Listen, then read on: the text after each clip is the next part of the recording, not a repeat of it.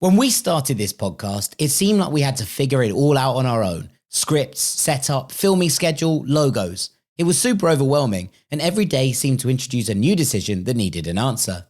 When you're starting off with something new, it seems like your to-do list keeps growing every day with new tasks, and that list can easily begin to overrun your life. Finding the right tool that not only helps you out, but simplifies everything can be such a game changer. For millions of businesses, that tool is Shopify.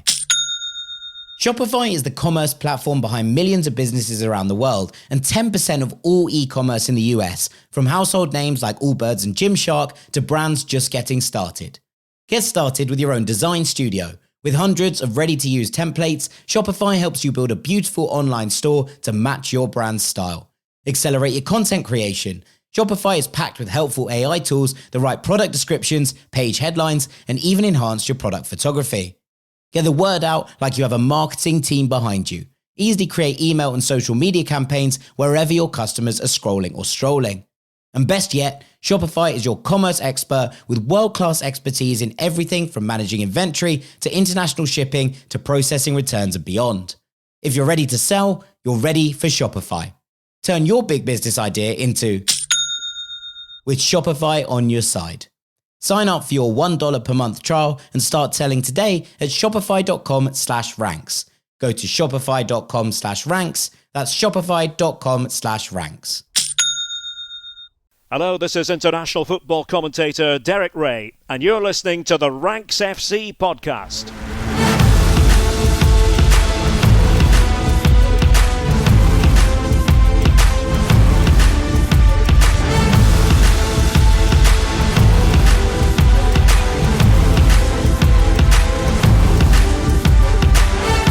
The Champions League is back, ladies and gentlemen. It's so back. 6 games, 23 goals, some unbelievable late drama, a breathless thriller in Turin, North London sweeping La Liga, an upset for the ages in Lisbon, and a pretty special one in Eindhoven too. We have begun in style in the world's preeminent club competition, and there's a long, long way to go. Yeah, it's the Champions League takeaway here on Ranks FC, the first of the new season. I'm Jack Collins, and I'll be your host today. And joining me across the water, all the way from San Diego, it's the guru. It's Mr. Dean Jones. How you doing, mate? Yeah, I'm good. I say I'm good. So you just reeled off all of those goals. I watched 2 full games and saw 3 goals. I feel I've been a bit hard done by there, but nevertheless, at least one of my games was good. One of them was a bit so-so. But yeah, good to have the old competition back, Jack. Yeah, 100%. I will put it out there that you chose your games. I didn't. I was just like, what would you like today, please? And off you went. So I watched PSV against Union Saint-Gilloise. I watched Benfica Qarabag, and then Juve, Borussia Dortmund, and Real Madrid Marseille. And there were lots and lots of storylines across all of them. You got Athletic Club, Arsenal, and Tottenham against Villarreal, which I imagine would have been a lot of people's picks at the start of the day. But alas, sometimes the competition throws up funny things. And look, we were going to start with Arsenal. This episode is going to be the first Champions League takeaway of the season. We're going to do another one a little bit later in the week, looking back at the action from Wednesday and Thursday. But this one's just going to be looking at Tuesday's action. And then at the end of it, in part 3, we're going to do a little bit of a kind of more general Champions League preview, looking at who we fancy to go and win the competition this year from a very early stage, obviously, and also some dark horses and key clubs to keep an eye on. As I say, we were going to start with Arsenal, but I feel like, Dean, I'm going to have to tell you about what happened in Turin. Yes. Because just a couple of days after we saw that absolutely incredible Derby d'Italia, where Juventus came out 4-3 winners over Inter, which we discussed on the Postbox, was the first story on the Postbox on Monday over on our Patreon. So if you're looking for some analysis of that game and what went down in that one, we'd highly recommend that you come Please over do. and join us. We'd love to have you over there. Links in the description as ever for a couple of extra podcasts a week. And Dean and I are doing little bits and bobs. I tend to kind of cover the European bases in a solo podcast. Dean's been doing some transfer bits across the summer, but he'll be looking forward to what's happening and keeping an eye on anything you need to be looking at as well. So please do come and join us over on the Patreon. We would love to have you. But Juve 4, Borussia Dortmund 4, Dean. And this is a game Borussia Dortmund were never behind. They took the lead through Qarabag, his first goal in a while. It was a brilliant equaliser from Kenan Yildiz. Then immediately Borussia Dortmund went up the other end. Lucas Nemecha scored. And then pretty much 60 seconds after that, Dusan Vlahovic, just off the bench, scores an equaliser again. So it's 2-2. At this point, you're thinking, where's this going? And then Jan Couto scores his first Borussia Dortmund goal, which was, something we can talk about. It was a great strike, but also some suspect goalkeeping. And then on the counter, when Juventus are trying to kind of force a third equaliser, Borussia Dortmund got up the other end and they get a penalty. It's a little bit controversial. It slides into Lloyd Kelly's arm as he's trying to block the shot. Ben Sebaini takes the ball off Serhou Guirassy and sticks it away. 4-2 Borussia Dortmund with sort of 6-7 minutes left. And you're thinking, surely not. But Vlahovic scores a second, a brilliant header. And then in the 96th minute, Vlahovic breaks down the wing and he puts in an inch-perfect cross for Lloyd Kelly to score. So that's 2 goals in 2 for Lloyd Kelly, Juventus, against Inter in the Derby d'Italia, and then a last-minute equaliser against Borussia Dortmund in the Champions League. Now, I can understand the frustration that Juventus fans have about signing Lloyd Kelly for the same amount of money that they sold Dean Hyson for, right? Like, absolutely, totally get it. But I tell you what, for someone who was named as Juventus' worst ever signing towards the end of last year, he's starting to repay a little bit of the cult hero now, right? Yeah, I mean, we're going to start seeing Kelly 6 shirts all over Turin. Are we though? Oh, yeah. Look, I was massively surprised. Obviously, wasn't watching this live, and saw on my phone it flash up that Juve were 4-2 down, and I was like, oh my god, like that's pretty significant. And I didn't look back again until just as we were jumping on here. So to see it ended up 4-4, I was like, whoa, that really did catch me on the hop. But very exciting, and did not have Juve down as being the league's, Europe's great entertainers. But yeah, they've scored 8 goals in their last 2 games, involved in an 8-goal thriller here. There's nothing to hate about them, is there, Jack, at the moment? No, there really isn't. They're loads of fun, and it is such a change from Juve going 1-0 up after 20 minutes and then just seeing out a 1-0 draw, a 1-0 win, 1-0 draw.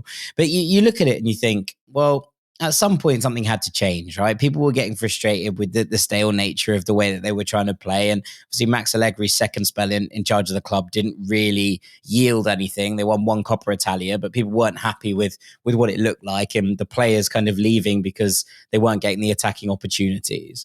And Igor Tudor came in, took over from Thiago Motta, who was supposed to be this kind of new era at Juventus, didn't really work out. And Tudor came in to kind of steady the ship. At the start of this season, we've seen them really take the reins off. Now, a little bit of this is probably worth just checking a tad, right? Like, I think that Kenan Yildiz only scores bangers, and he scored another absolute cork here, and he hit the post with a second attempt from outside the area. Vlahovic is on a real hot streak at the moment to start the season. And obviously, I don't think Lloyd Kelly is going to be scoring equalisers in the 96th minute every single week. So there is something to kind of temper in terms of, it's not like Juve are battering teams, but they are really entertaining. And I thought it was interesting that Igor Tudor played Jonathan David as a 10 alongside Yildiz behind Openda to start this game.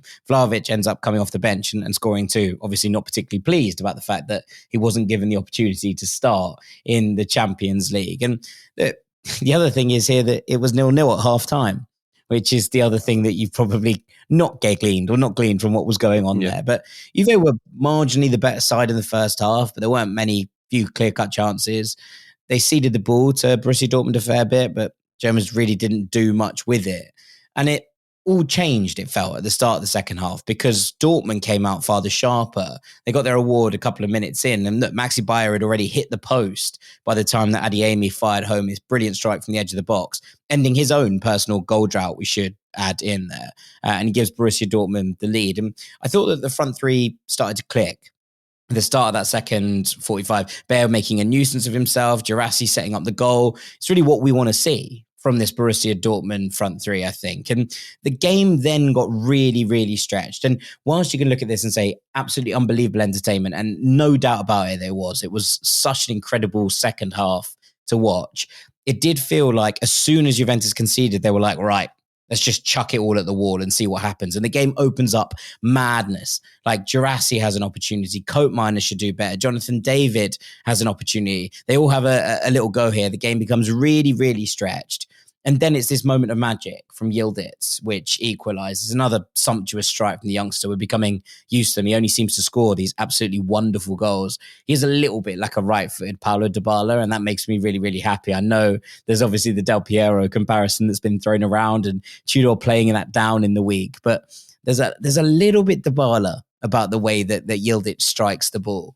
But then everything just went mental. Like Nemecha cracks one in within 6 seconds, another brilliant strike from outside the area. Vlahovic then opens the Borussia Dortmund defense up for the first time all game. They've been really, really good at keeping it all together. And then suddenly he just scythes through and equalizes. And this has all happened within like a 5-minute spell. And it settles down a little bit. And you're thinking, okay, this might end 2-2, right? And that would be probably a fair result based on the balance of how the game worked out. And then what happens is Jan Couto gets the ball on the edge of the Juventus box and he fires one in and it slips past Di Gregorio at the near post. It's a really good strike, but it's one of those where you watch it and go, oh, think the keeper should be doing better there. And look, I think that he's a brilliant goalkeeper, Di Gregorio. And the fact that he's let this in, I think, will be a little bit of a painful one for him.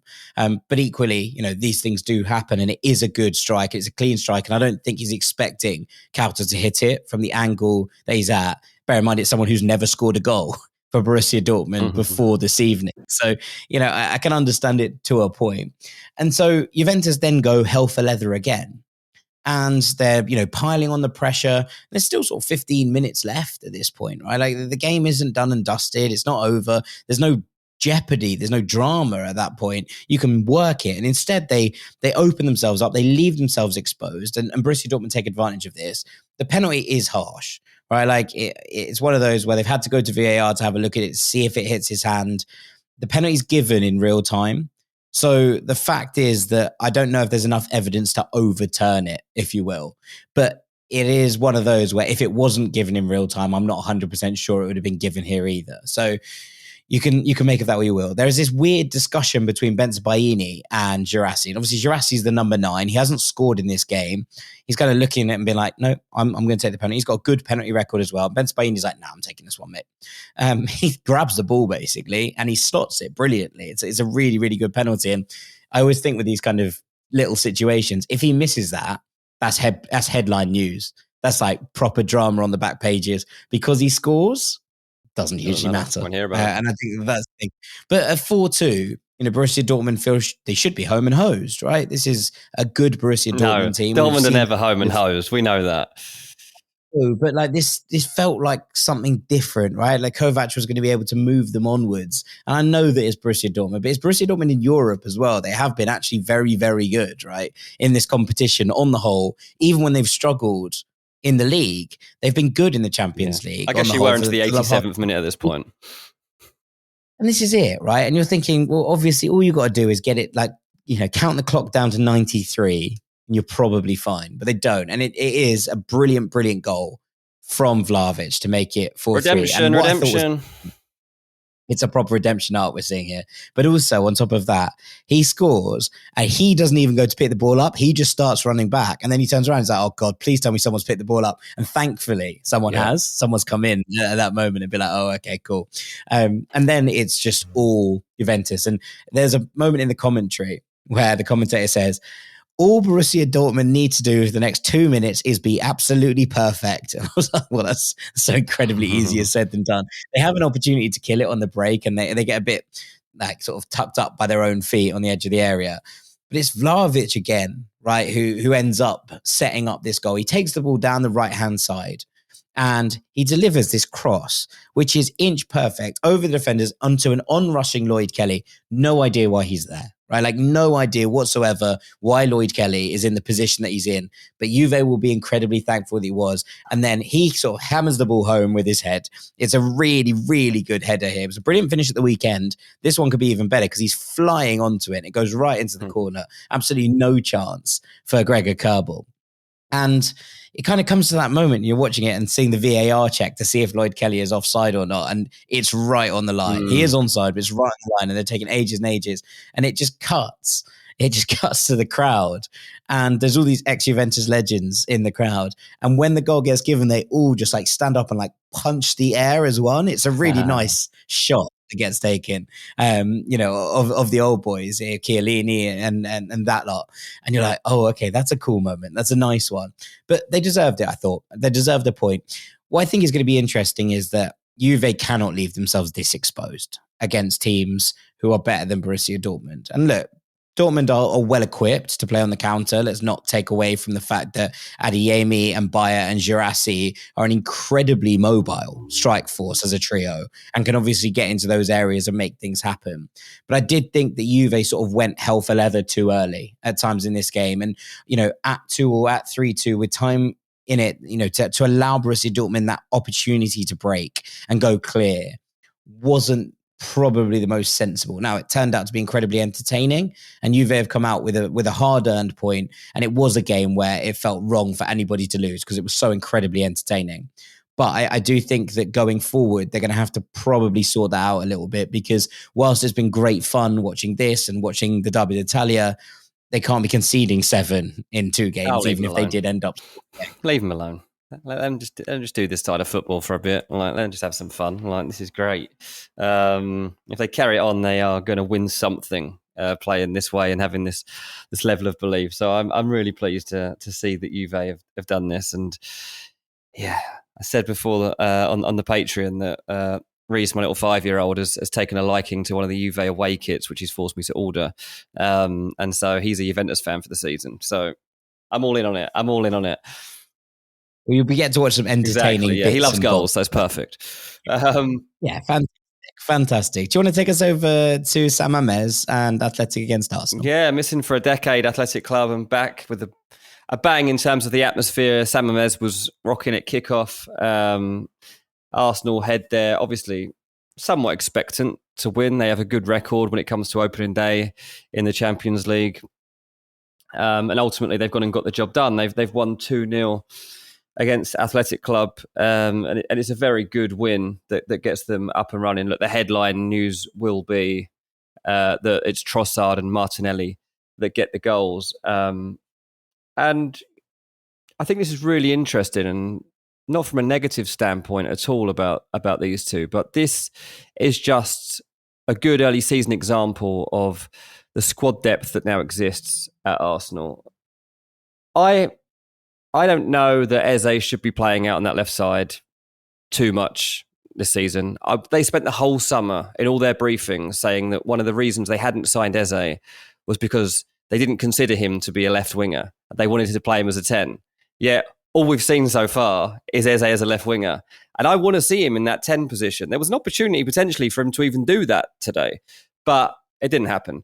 And eventually it's Eze's substitution that is one of the factors in Arsenal going on to win this game. Gyökeres, I thought he played quite well, actually. From a personal perspective, I thought Gyökeres had a good game, but he did pick up a head injury in the game, headed by one of his own teammates. There's a big gash on the back of his head, but he managed to get through an hour of play.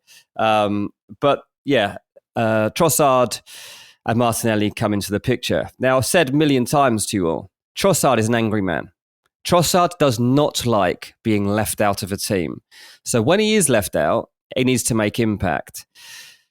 And he did do that. Now, Martinelli scores his goal within 35 seconds of coming onto the pitch. And Eze wouldn't have scored it because it's the directness of Martinelli and the goal-scoring instinct in him that drives him towards that goal. It wasn't the best finish in the world by any stretch of the imagination, but Martinelli, when he broke through, at times he'd play through the middle. There was talk even that Martinelli could have been a forward at one point.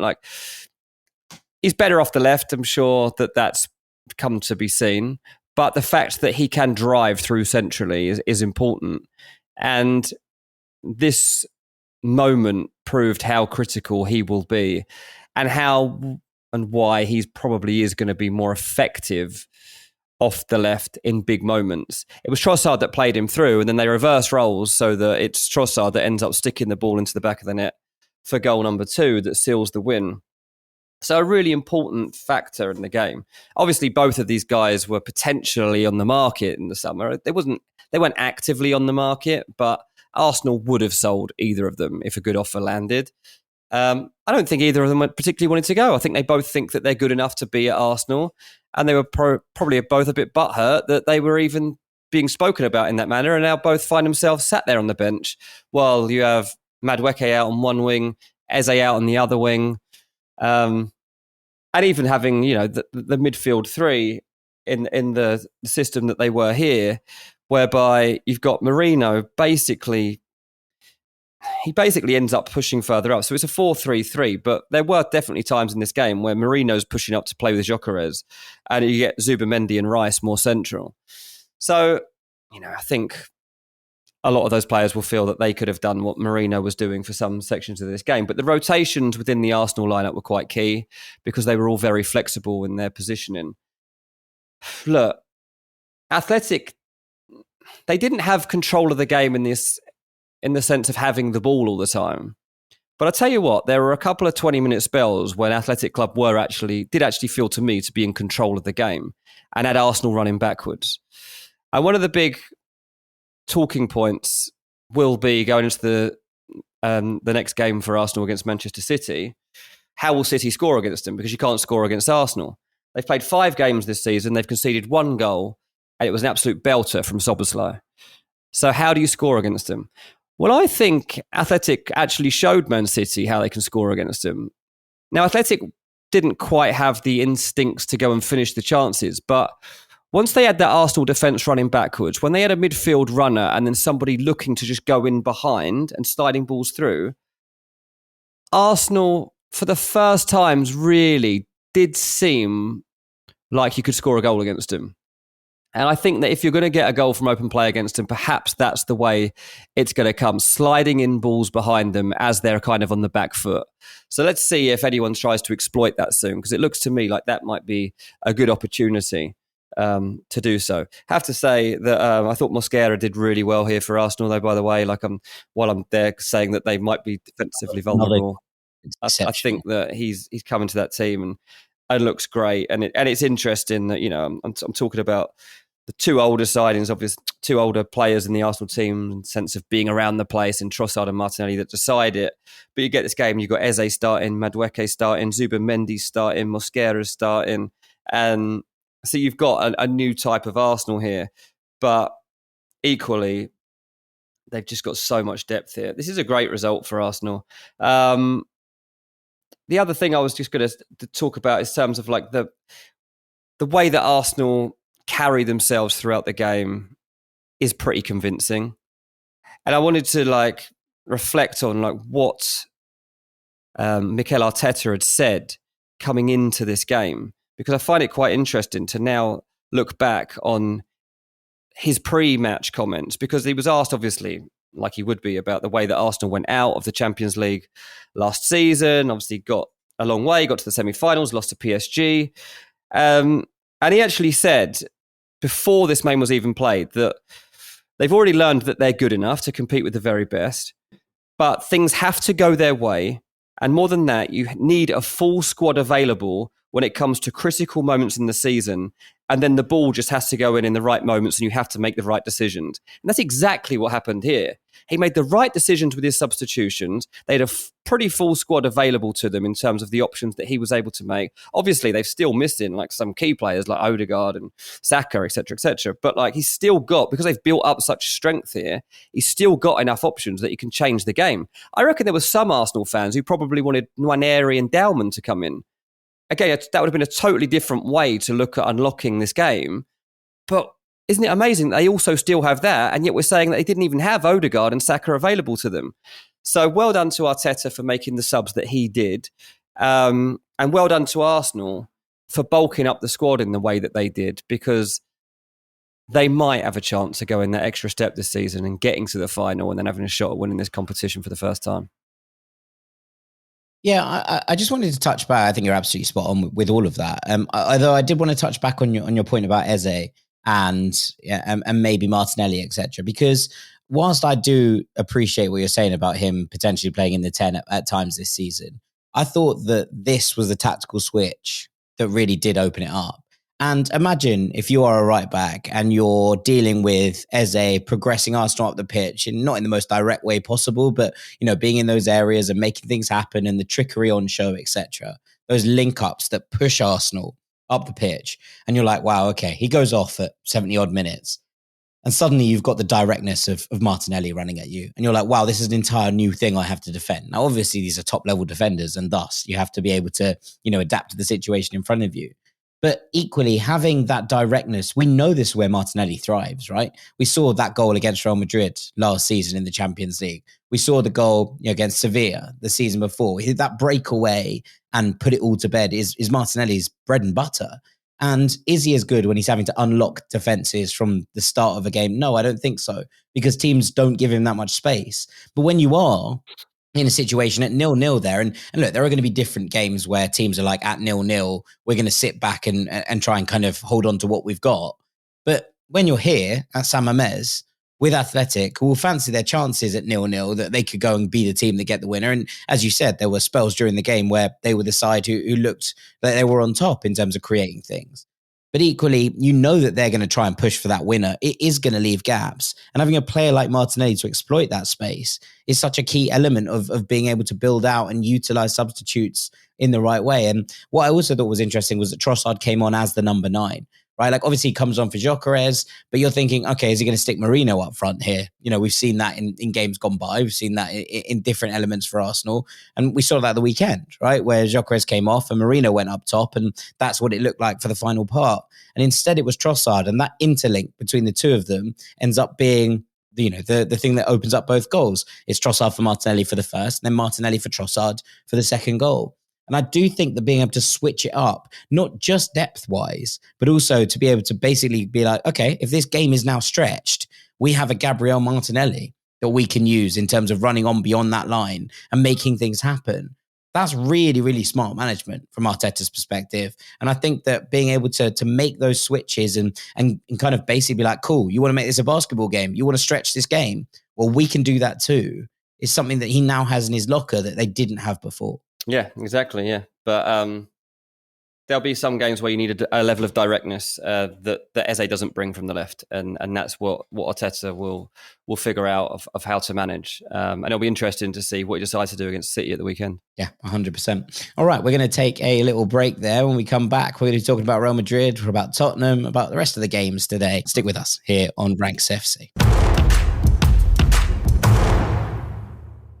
When we started this podcast, it seemed like we had to figure it all out on our own. Scripts, setup, filming schedule, logos. It was super overwhelming, and every day seemed to introduce a new decision that needed an answer. When you're starting off with something new, it seems like your to-do list keeps growing every day with new tasks, and that list can easily begin to overrun your life. Finding the right tool that not only helps you out, but simplifies everything can be such a game changer. For millions of businesses, that tool is Shopify.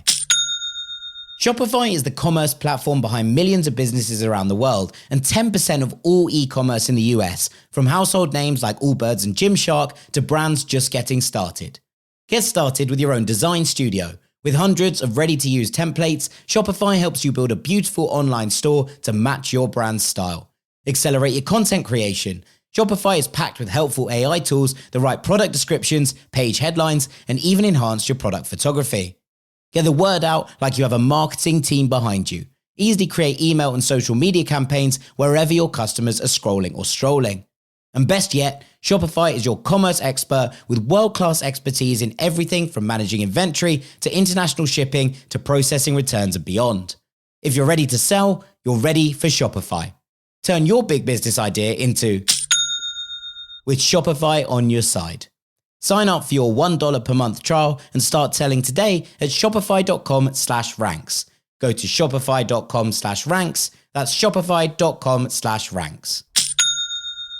Welcome back to Champions League Takeaway here on Ranks FC, the first Champions League takeaway of the season. And what a couple of games we have to talk about on this opening Tuesday evening for it all. And Dean, I want to take us over to the Bernabeu, where It was 2-1 to Real Madrid against Marseille, coming from a goal down to win this one 2-1.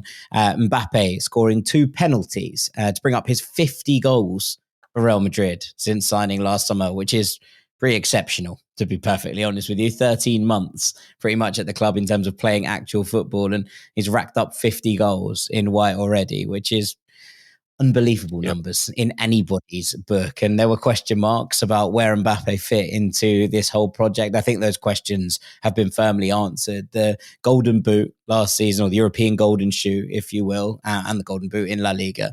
44 goals in all competitions. He started this season hot. And what we're seeing here is an Mbappe who feels incredibly drilled in and incredibly important to this Real Madrid team. And I think that that's a really interesting development at the start of this. Look, I think before we get into the kind of intricacies of the game, the first thing I would say is that there is far more of a structure to Alonso's Real Madrid. They still do look vulnerable at times, but it is far more structured in terms of what we're seeing. And this wasn't perfect by any stretch of the imagination, right? They will not have wanted to rely on 2 penalties, one of which was Stonewall, the second of which I think is a penalty, but was a little bit more controversial, shall we say, to kind of win a game like this. But I thought that overall, they were by far the better side, even going down to 10 men after Dani Carvajal was sent off for headbutting Geronimo Rui, which is not really what you want from your senior leader and your club captain at a moment like this. But just in terms of how the game kind of played out, Real Madrid get picked off for the first goal. Greenwood nicks it and he sets up Timothy Weah, who does really, really well to score his Greenwood first did goal. really well for Marseille. too there, by the way. Yeah, it's really good. Like, it's a really well put together minute. It's a bit of a shame for Arda Güler, who's been playing brilliantly, I think, in this Madrid team, but he needs to be stronger in the midfield. And look, it's a great finish from Timothy Weah as well, which he'll be delighted with. It clearly filled him with some confidence as well, because his next strike is palmed away well from distance. But it was against the run of play, right? 20 minutes of Real Madrid kind of like battering down the door of Marseille. And look, there are going to be moments like this in the season. And what I thought was interesting is that Real Madrid didn't lose their heads right after this happens. Now, obviously, we've seen a Real Madrid side for years and years and years who basically were like, well, no game is over for us, right? Like, we can conjure up moments in the Champions League, when nobody else thought we could. But this is a new era. And, there was question marks over whether that would translate over into this new kind of element of Real Madrid under Xabi Alonso. I think that what we're seeing here is a team that basically were unfazed by the fact that they'd conceded that first goal. And they equalised pretty quickly. Rodrigo started on the left here. He looks so much more lively on that side, and he wins the penalty that Mbappe converts. But just before the penalty was given, I was watching this thinking, if this was going to turn into a basketball game, Madrid would probably win it. And I don't think the Madrid are the kind of team you want to open up in those situations. And look, Marseille clearly thought that with Aubameyang on the pitch, with Timothy Weah on the pitch, with Mason Greenwood on the pitch, that they were going to try and, escape down the channels and make things happen. And that did work to an extent. But they left themselves a little bit exposed, I thought, in terms of how they were trying to play it. They're going to be fun this season, Marseille, I think. But it does mean that this back line gets stretched and things like this happen. It's 100% a penalty, right? Like, as in Rodrigo cuts off the side, he goes in, there's a leg across him, he runs into that leg and goes over, but there's absolutely no reason for him not to do that. And so it kind of proved, right? And Mastantuono on the other side looks very, very lively. He nearly scored an absolute crackerjack that he started from deep. And I hope you get to go back and see this, because there's this glorious moment. He starts the move, he plays a little 1-2, he drives from the right over to the left-hand side, picks it up again, drives into the center, and then sort of beats 2 men, and it just gets away with him just as it gets to the goalkeeper. But he was, I think, Madrid's youngest starter ever in a Champions League game today. Yeah. And you're thinking about it going, okay, right, cool. If that's what you're doing and that's the confidence that you have at that moment, that's a pretty special place for you to be. On kind of bad news from Real Madrid perspective, Trent goes off after just 5 minutes with a hamstring injury, not ideal for him. And I think important to note that he wasn't really under any stress. It wasn't like he was sprinting and his leg went. He basically was sort of walking around on the touchline and then just sat down, and he kind of was like, I don't think I can continue, which is not ideal from his perspective, just his third start in a Real Madrid shirt. And He's going to be wanting to work his way and force his way into the lineup. And, especially with what happens later in this game, you'd be thinking, okay, this could be a real opportunity for you to kind of lay down a marker and be like, no, I've come in to start. I've come in to be the starting right back. And instead, obviously, having to hobble off after that amount of time, not ideal for his situation. I do think that the Madrid press is starting to work. You can see it. Like they force a corner from Mbappe, putting the keeper under at the start of the second half. It's so much better. So the triggers are working. You can see Arda Güler in the middle, sort of coordinating parts of it as well, which is really good, I think, from a Real Madrid perspective. There is still question marks over how everyone's going to fit in. Vinicius Jr. doesn't start in this game, for example. But generally, I think that as Alonso sort of lays out the markers for what he wants to see from his Real Madrid, this is going to get better and better and better. And you can see the first signs of it starting to work. And bear in mind, they've gone perfect in La Liga so far. They've now won their first game in the Champions League. None of it has looked like they're blowing teams away, I don't think. But I definitely think the structure is starting to look like it's far more secure. And that, I think, is a big moment for Real Madrid to try and get this all under control, especially if they continue winning while they're doing so. Like we've been praising Liverpool in the Premier League for the fact that, they haven't played particularly well in any of these games, and yet they've gone and won all of them. They found a way to win them. And that, I think, is the same thing here with Real Madrid, that they're finding a way to win whilst they work things out. And that should be quite scary to everyone else. But at 1-1, Real Madrid are the side in the ascendancy. There's moments happening. They nearly score from a corner. And then in the middle of it all, Dani Carvajal, who's obviously come on for Trent Alexander-Arnold, like completely and utterly loses his head. Big Egypt. Like he's supposed to be the leader of this team. He's supposed to be club captain. And he just headbutts Geronimo Rui. And afterwards, the referee goes to the screen to look at it. And they're like having this kind of moment of being like, what's he doing? Like you're seeing it back and thinking, like he knows there's a big camera in the sky that sees everything that you're doing. And Rui obviously says something to him, right? Like I'm not suggesting that there's no needle here or that he hasn't been provoked in any way, but to do that and then afterwards to try and explain to the ref and like he's doing these movements like, oh, I moved my head back and no, you didn't. Like you just didn't do that. We can all see it on a big screen. So he goes off. And I mean, no idea what Real Madrid are going to do a right back now for the time being. Like they'll shift someone over, I'm sure. They season again.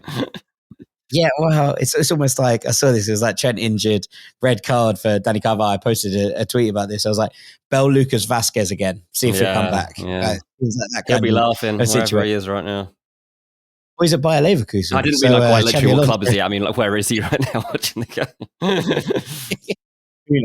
Who knows? I mean, look, what happens then with 10 men? Real Madrid's still mostly the better side. I thought, and they get this second penalty. It's far more controversial. It's a tackle in the box on Vinny. The tackle is good. He wins the ball. But as it comes back round, it hits the defender's arm and it does move the ball in a different direction. Now, I don't think it's the kind of handball we necessarily should be giving, but I think by the laws of the game, it probably is, especially with what we know and what we've seen from these kind of handballs being given in Europe. Mbappe starts it away again, and they survive a little bit of a late Marseille siege to get the win over the line. Not the most convincing performance in the world from Real Madrid, not the most cohesive that they will be this season, but I thought that there were definite signs of real improvement in how this team looks and what they're putting together. And they'll be really pleased that after going behind, after ending up with 10 men at 1-1, that they've got over the line and won the game, and they deserve major credit for that. Yeah, absolutely. Yeah, I mean, that's what this new era is all about, right? You've got to lay the foundations and then build on it. And I saw that Mbappe overhead. That looked like a potentially classic moment. They had Thierry Henry purring over that one in the studio and wishing it had landed in the net. He looks absolutely brilliant, by the way. Like, he looks completely and utterly zoned in. He looks like the team know what to do around him. He's making the right kind of runs from a central area. Everything looks good at the moment with Kylian Mbappe. And I think that him kind of coming in and being that focal point and working it out and obviously taking the number 10 shirt is a really, really good thing this season. It looks like this is a team now built to get the best out of Kylian Mbappe, and he looks like he's ready to make his stamp back on that best player in the world conversation, which I think is a good thing for the game. Yeah, it's interesting as well that rumours are circulating again about Barcelona's interest in Erling Haaland, and there is part of me. I mean, it's going to be extremely hard to do, obviously financially, because you're talking about £200 million there. But like now that Mbappe's found his feet there, to have La Liga elevated, whereby Barca get Haaland up front and Real Madrid have Mbappe. Like, I do want us to see that at some point. I don't know when it will happen, but I got a feeling it will.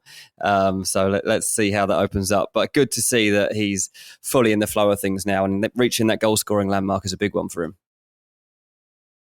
Yeah, 100%. 100%. Right, do you want to go over to North London where Tottenham were in action against Villarreal? Yeah, I watched the other North London team too. So yeah, Tottenham get off to a winning start. And overall, we've got to say, what a positive start this is to Thomas Frank's reign as Tottenham manager.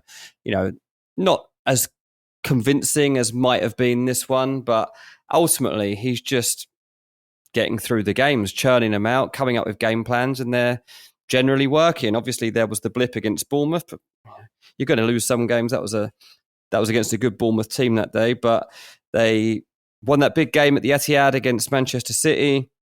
They won a London derby the weekend against West Ham very convincingly, and now they've got their first Champions League game underway. Thomas Frank's first ever Champions League game of his own management career, and they've won 1-0. Probably the least convincing goal you'll ever actually see.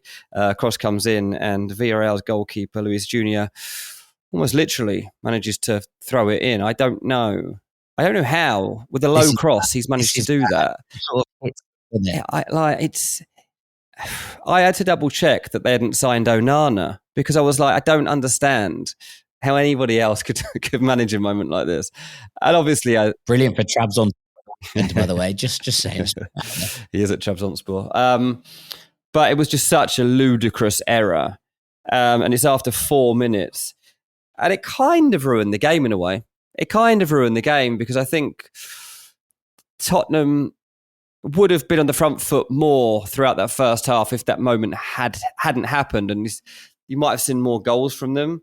Because it was so early, I just feel like it probably took the sting out a little bit.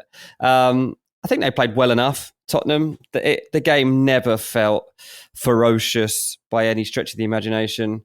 I thought Bergvall was great. Not just, obviously, like he's got various weapons in his locker. One of them being a long throw, which is obviously, this is long throw season, right? We're seeing it at the Premier League. In the Premier League at the season, I couldn't believe how many long throws I saw. Like, I know we've predicted chaos football, but we are literally back to the Rory Delap days here, and people are just launching them in the box. And Bergvall, for all the skill he's got with his feet, he's also got a monster throw too that Tottenham are going to be using to their advantage this season. So as soon as they get a throw in that final third, they're all just clambering up there like it's a corner kick, and they are launching them in there. But turns out he's good at them. So yeah, I was impressed with Bergvall. Also put in incredible running power too. Even by half time, he was like, they showed the stats at half time. He was like well clear of anyone else on the pitch in terms of how much ground he'd covered. Like, this lad is properly putting a shift in. He's 19 years old, Bergvall. And like, the growth already in his time at Tottenham has been sensational. I think people thought it might take a bit longer than this to get settled. But I think even from those first glimpses of him in a Tottenham shirt, you were like, oh, he might be a regular sooner than you think. And definitely that is going to be the case. Thought Xavi Simons did pretty well too, with work rate and skill. Have to say, slightly lucky to stay on the pitch, already on a yellow card, and then made a challenge, which some referees definitely would have given a second yellow for. So he was slightly lucky there. And then about 5 minutes after that, he goes to make a challenge back in his own box. And again, some refs would have given it as a penalty, but he got away with that one too. So I thought Xavi Simons did well generally, but he did get a little bit lucky in that sense. So he can breathe easy tonight, knowing that he's managing to find his way nicely into the Tottenham setup and hasn't got a moment like that up against him. For Villarreal, they had a chance. Look, Nicola Pepe was probably their best player, certainly the most dangerous player. Tottenham found him hard to deal with at times. They got a really nicely positioned free kick in the second half. And like, the way that Pepe was looking at it, I was like, he looks in no doubt that he's sticking it in the top corner. Like, he's just looking like this, almost like a penalty. And he does aim for the top corner, and it drifts just wide. And again, Tottenham can breathe easy from that point out. But this was a night when it was really just about the result for Tottenham. Like, this is a really strong start to the season for them now. All they could really do is set their stall out under a new manager and see what they could do. And the way that they've positioned themselves at the top end of the Premier League with their results so far, this one will put them obviously in the top section of the Champions League table from the first day. They're not conceding goals, and they're building confidence. And I think that that's all you can really hope for as Thomas Frank right now. He's still trying to probably figure out his best combinations in this team. He started with Bentancur and Pape Matar in the midfield alongside Bergvall for this one. Palhinha came on later. Bentancur, there's not a lot of Champions League experience in the Tottenham lineup tonight. Bentancur seemed to add like a bit more of a senior head actually to the team from a playing style. But ultimately, I just felt like tonight was a night of doing enough, going through the motions and making sure they got those points on board. And ultimately, they've got that. And well done to Thomas Frank for doing it. Yeah, 100%. And as we say, Villarreal, no mugs. I don't think, obviously, it's a terrible goal instead, but Marcelo has set them up very, very solidly, and they're a good side. No matter if they're playing at home or away. I do think that they probably should have taken a couple more of those opportunities in the first half. They had one really good one, yeah. They had one really good one. It's really quite bad, but there wasn't loads for Mikel Arteta and Ayoze Perez to kind of work with in that first half. So, I thought that Tottenham managed the situation and managed the game really, really well, which is an important thing, I think, at this point. Just quickly over to the other two games that happened tonight, which both saw pretty big upsets for the away sides. Lisbon, Benfica lost 3-2 to Qarabag. Now, after 16 minutes, Benfica were 2-0 up here at the Estadio de Luz, and they were absolutely cruising. And I genuinely thought about turning this game off because I was like, that one's done. That's done and dusted. I am really, really glad I didn't. I've been a bit disappointed in Qarabag, right? So, I watched them quite a lot in the Europa League last season, and I thought they were pretty good, right? Like, they were a well put together unit. They created some really interesting chances. They've got a couple of really, really talented footballers in here. And I thought they were going to get blown away in the opener, and that would be the end of them. Like, almost the idea that if you're 2-0 down after your first 15 minutes of Champions League football of the season, when you're already an underdog, when you're already kind of looking up against it to even make it to the playoffs, that's not the ideal situation. But they were, after chasing shadows for the first 15 minutes, they clawed their way back into this one. And to be honest, they should have been level by the break. Portuguese-born Leandro Andrade scored the first goal, and then they missed a glaring header. They hit the post, and they then forced this brilliant save from Trubin. And you're kind of thinking, have you missed your moment? Have you missed your moment to really rattle the Estadio de Luz? But no, it didn't matter. They grabbed the equaliser just 3 minutes into the second half. A brilliant whip across the keeper from Camilo Duran, the Colombian. And then it just became really end-to-end. There were big opportunities at both sides. And about 5 minutes before the end of the game, Kashchuk scores this exceptional winner from there. He's like driving into the box on the right-hand side, and he just curls one into the far corner. And you're just going, oh, okay, cool. Right, it's on. And at that point, at 2-2, Benfica fans were whistling this team. But like, what do you mean? You can't beat Qarabag. Like, this is not going to be good for the situation that we find ourselves in and for what we expect from this European campaign this season. But then to go and lose it, wild, absolutely wild. I don't know, some bright spots from Benfica. I thought Richard Rios looked really good. He was a player who was in high demand, coming over to Europe this summer, and he did look very, very lively in the Benfica midfield. He needs to work on kind of just refining a few of it. He shoots a little bit too much, and especially when it's not completely on. But I thought that ultimately, Qarabag deserved it, considering where they were after 15 minutes. For them to say that they deserved to win that game was really just genuinely quite something special. And it was incredible watching them find their way, find their momentum, and then basically pin a Benfica side who'd had their number for the first part and pin them back and really rattle them. So, yeah, like one of the big shock results, I think, of the opening weekend. And obviously we're gonna see what happens with Qarabag, but I don't think anyone should be taking them lightly based on this performance, because they created some brilliant chances. They were really, really impressive in terms of how they set up, but also, you know, the way that they actually worked their way into the opposition box and opened up opportunities for themselves as well. A really, really good performance from them. A really impressive team, and Benfica with a lot of soul searching to do after that one. So.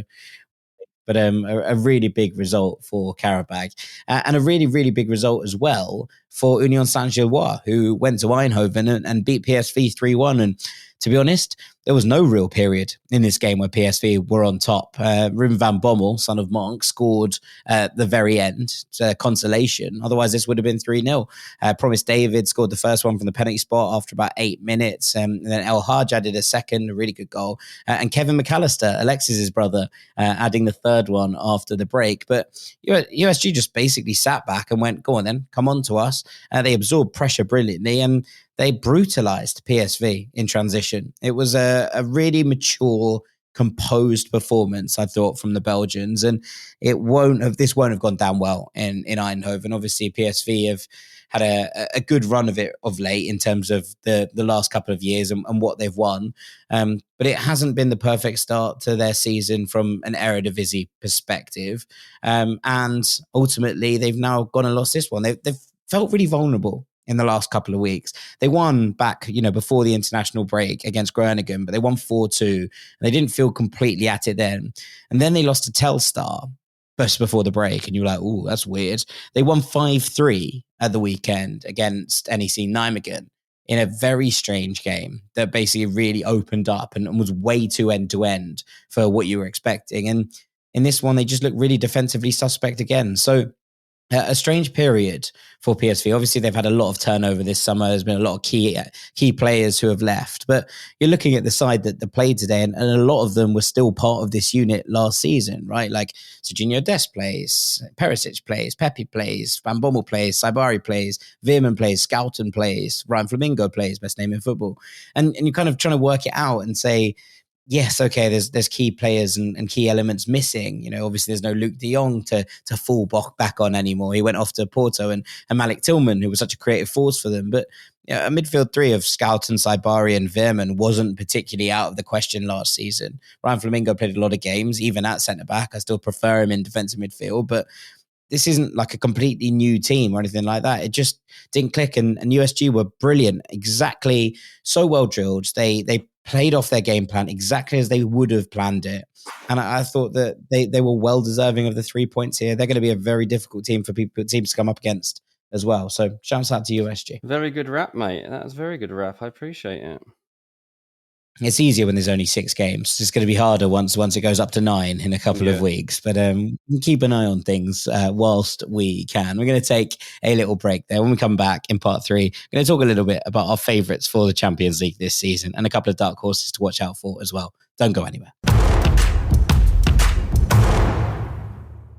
When we started this podcast, it seemed like we had to figure it all out on our own. Scripts, setup, filming schedule, logos. It was super overwhelming, and every day seemed to introduce a new decision that needed an answer. When you're starting off with something new, it seems like your to-do list keeps growing every day with new tasks, and that list can easily begin to overrun your life. Finding the right tool that not only helps you out, but simplifies everything can be such a game changer. For millions of businesses, that tool is Shopify. Shopify is the commerce platform behind millions of businesses around the world and 10% of all e-commerce in the US, from household names like Allbirds and Gymshark to brands just getting started. Get started with your own design studio. With hundreds of ready-to-use templates, Shopify helps you build a beautiful online store to match your brand's style. Accelerate your content creation. Shopify is packed with helpful AI tools that write product descriptions, page headlines, and even enhance your product photography. Get the word out like you have a marketing team behind you. Easily create email and social media campaigns wherever your customers are scrolling or strolling. And best yet, Shopify is your commerce expert with world-class expertise in everything from managing inventory to international shipping to processing returns and beyond. If you're ready to sell, you're ready for Shopify. Turn your big business idea into with Shopify on your side. Sign up for your $1 per month trial and start selling today at shopify.com/ranks. Go to shopify.com/ranks. That's shopify.com/ranks.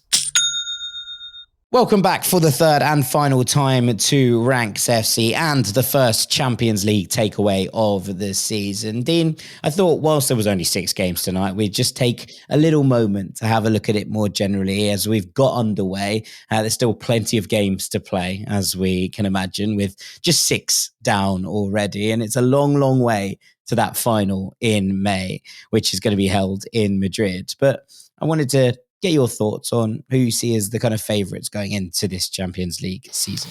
Yeah, I mean, I'm not going to go too crazy here. Liverpool are the favourites to go and win the Champions League. When you consider what they already had last season, they're the Premier League champions, and then they've won 4 from 4 so far in the league this season without even probably getting out of third gear.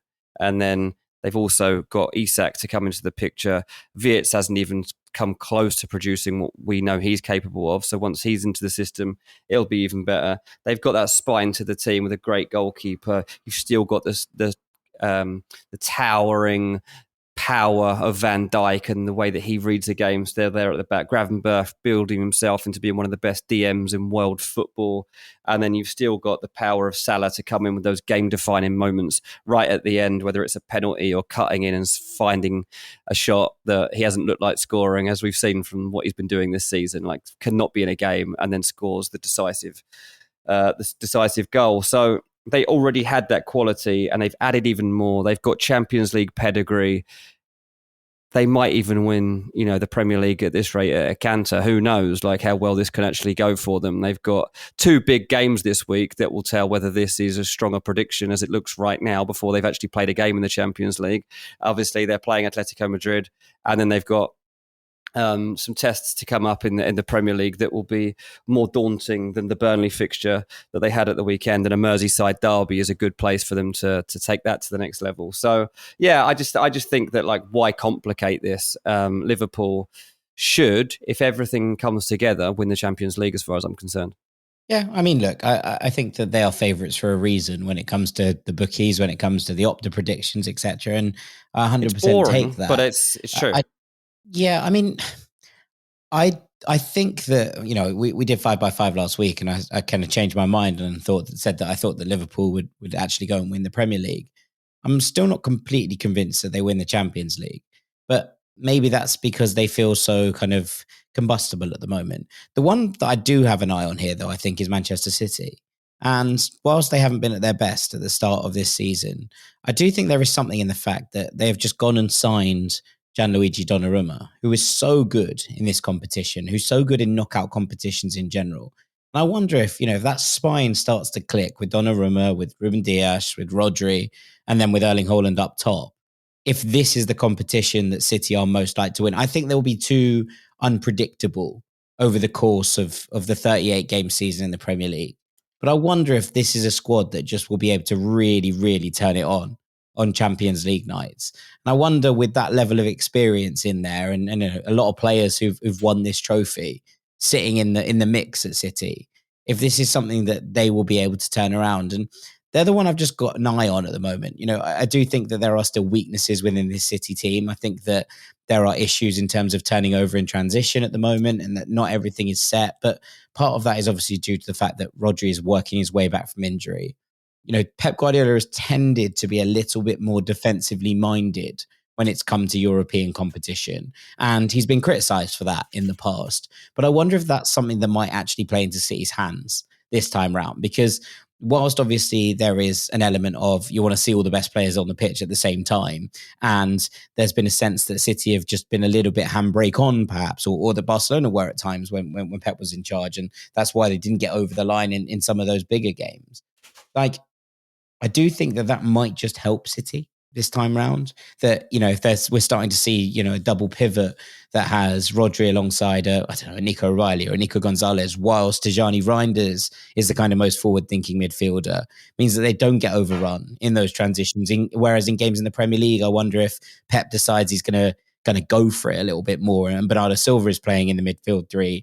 I wonder if we see a little bit less of that in the Champions League. And I do think that might well play into City's hands when it comes to this competition this season, because I think that ultimately they probably will fall short. I think that in terms of the squad depth and where they're at, they're not quite at the level of Manchester, of Arsenal and Liverpool from a Premier League perspective. But I think in a one-off game, they might well be able to do anyway. Maybe. I mean, I'd have Real Madrid and Barcelona both ahead of Man City in terms of possibly winning this competition. I think that Man City, from the 4 games so far this season, if you were to assess all the performances, they'd be well short of being able to win the Champions League. Obviously, they've got now one of the best goalkeepers in the world. I mean, I've still been amazed at how many people were predicting that Donnarumma would be competing with James Trafford to be number 1. I had somebody say on CBS that Donnarumma would be sub, and even if he got into the team, he'd be back out the team after 5 games because he won't suit it. I've never heard such a load of nonsense in my life. Donnarumma, it's just shown what he's made of. Like he's a goalkeeper. Like he's a goalkeeper and he's one of the best in the world. And like, doesn't matter about the passing stuff. Like you're right, Donnarumma in the Champions League does elevate their chances of being able to win it. He does. I think it limits him in the Premier League. Like I have my reservations about Donnarumma at City. He ain't losing his place to James Trafford. James Trafford will leave in January. No. That I have absolutely no doubt about. That is not what I'm saying whatsoever. I have my reservations that it doesn't fix City's issues in terms of playing out and that element of being penned in at times by a really well adjusted aggressive press, because that was something that Ederson did have in his locker. But I don't think he's going to lose his spot to James Trafford. And I do think in the Champions League, when you are looking at those big moments from a big goalkeeper, they're the moments that I think he'll come up clutch. Or I think that there will be teething problems when it comes to the Premier League season. But that's a different question. Yeah, fair enough. Just a couple of other ones that I think is probably worth talking about. Obviously, PSG are the holders. We haven't mentioned them in this bit. Now, the start of the season has been pretty plain sailing from a PSG perspective, as it usually is in Liga. And they have their first test tomorrow when they play Atalanta, although I imagine that they'll come out of that one pretty comfortably. They've been good without setting the world on fire, I think, PSG. They scored 6 against Toulouse a couple of weeks ago, including one of the best hat-tricks you'll ever see from Joao Neves. But apart from that, a 1-0 win over Nantes. Obviously, that come from behind penalties win over Tottenham in the Super Cup final. They won 1-0 against Angers and they won 2-0 against Lens the weekend. There's a lot of rotation going on. We're seeing a little bit more of Gonzalo Ramos at the moment. Bradley Barcola scored both goals in that win over Lens. Seeing a little bit more of rotation in the midfield as well. Kangin Lee playing in the midfield in the win over Lens, along with Warren Zaire-Emery and Vitinha. And part of that is probably the fact that they've got this Champions League game coming up and they didn't need to take any risks, especially with Le Classique against Marseille coming up next Sunday. But I do think that PSG haven't got any significantly worse. They brought in Lucas Chevalier to replace Donnarumma, who I think is an excellent goalkeeper. They've brought in Ilya Zabani, who is a brilliant centre-back who should be able to help them out with, some of the rotations in those areas, and replacing Presnel Kimpembe has been such a brilliant servant to the club for so many years. But the depth is still there. The talent is still there. Barcola, Dembele, Doué, all still there. Kvaratskhelia still there. Gonzalo Ramos, as just mentioned.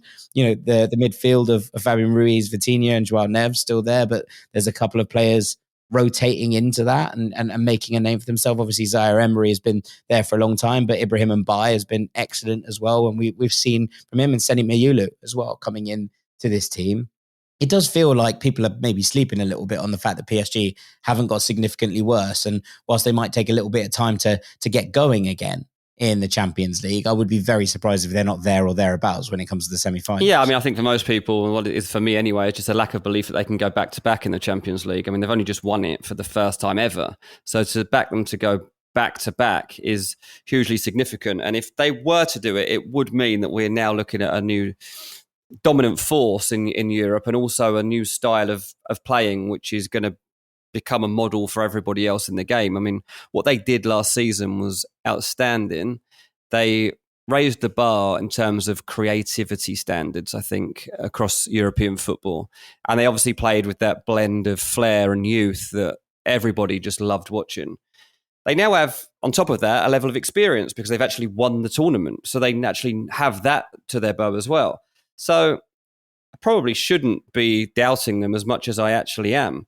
But when you consider that Real Madrid were the last team to win this competition back-to-back in 2018, and obviously it wasn't just back-to-back at that point. They won it 3 seasons in a row under Zidane. But this is not a competition that you often see people win in successive seasons. And so that's honestly one of the only things that I could say about why I would doubt they can do this. I love their attitude to the game. I think it was really refreshing that they were able to overcome the obstacles that were put in front of them with just that, as I say, that blend of youthfulness and creative flair. And maybe they can do it again, but we'll have to see whether that they have the. It's so hard to just keep going and going and going over the course of an entire. It was so hard for them to get to that point in the first place, and then obviously you see they go to the Club World Cup and they're probably a bit mentally drained as well as physically drained from it all. But they are the best football team in the world at the moment. So it's just a case of whether they can lift themselves enough times across the European campaign to actually pull it off again. Yeah, no, I think that's fair. I have my concerns about Barcelona at the moment, just in terms of how they've started the season. They were very, very good at the weekend in that win over Valencia, but generally just how teams have been able to kind of pick them apart a little bit on the counter. I'd imagine that gets better. And if it does, and they can shore that up a little bit, there's no reason that they can't go and win this thing. But I do think it's, at the moment, it feels quite difficult. And obviously we're going to get a first kind of glimpse of them later on in the week when they play Newcastle. So that's going to be exciting to see, how they stand up against a front line that probably will look to exploit that pace over the top. Just in terms of dark horses, Dean, is there anyone that jumps out at you? I've seen a lot of people saying Napoli, and whilst it seems absolutely ridiculous to suggest that the Italian champions are dark horses in the Champions League, obviously Antonio Conte hasn't got a glorious kind of past in this competition, and it does feel like they're kind of maybe one of the sides that if they were in the Final Four, people would be surprised about. I'm going Juventus, mate. Why not? Like what we've just seen from Juve, like they are the new goal kings of Europe. If they're going to carry on like this, then why not back Juve? They've got Jonathan David, they've got Openda, they've got Vlahovic, they've got Yildiz, they've got Adzic, they've got plenty of goals in the locker. They've got levels of experience within the team as well. And their actual scheduling to get out of this group phase is actually pretty good. I mean, the next one is Villarreal and match day 2. The only team that, like, on paper is like really difficult is Real Madrid. Away from that, they've got Sporting, Paphos, Bodo Glimt, Monaco, and Benfica. So actually, like, when you're looking at like pathways through this period and just making sure that you qualify, I think they've got a really good chance of being able to do that without like having to exert themselves tremendously, which I don't think other teams are going to have. So obviously, beyond that point, we don't know what we're going to get from the knockout stages yet, and it's very early in the season to be predicting this. But because of what I've seen from Juve so far, the first 2 games, a resilience and a will to win and a desire to get over the line. They did it in their first 2 league games. Then they go and win the Derby d'Italia in stunning style. And then they go and draw 4-4 in the Champions League. It's all going to be a wild season by the looks of it. So why not just back somebody like Juve?